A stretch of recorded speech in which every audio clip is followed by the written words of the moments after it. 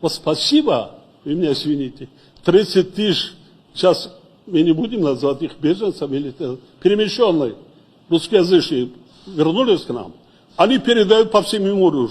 Вот это не мигранты, там самые трудовые самые. Смотрите, вот мы в Таджикистане так, показываем по всему миру и передают из Таджикистана реальную информацию.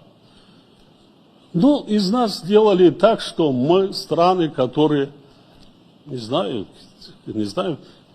да, мы малый народ.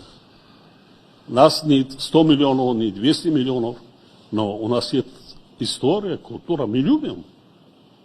Мы хотим, чтобы нас уважали. Ничего не надо. Уважали. Мы не нищие. Мы не нищие. У нас богатая страна. Запасы минеральных ресурсов больше, чем в системе Менделеева. Я свидетель, все бизнесмены из России только сливки. Что есть углеводородное сырье, нефть и газ интересуют их. Нефть и газ. Давайте, где нефть и газ там. А почему горнорудной промышленности, цветной металлургии, так? Драгоценные металлы, драгоценные камни, и очень много. И даже стратегическое сырье для военных, которых нет в мире.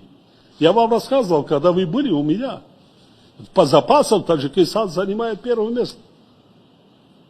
Никого не интересует. Ну давайте, вот мы собрались, давайте создадим условия. Где что-то мы нарушили, где-то мы с кем не так поздоровались. Ну здороваться будем. Но мы никогда не нарушали. Как бы всегда уважаем интересы своего главного стратегического партнера. Но хотим, чтобы нас уважали.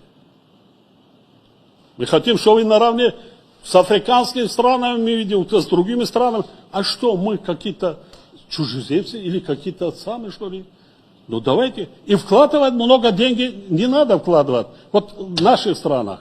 Да, надо вкладывать. Надо вкладывать. Миллиарды, которые можно это как бы за короткий срок окупается. Во всех сферах. Ведь наши трудовые мигранты к вам, выезжают к вам, они работают, а так просто не зарабатывают, они работают же.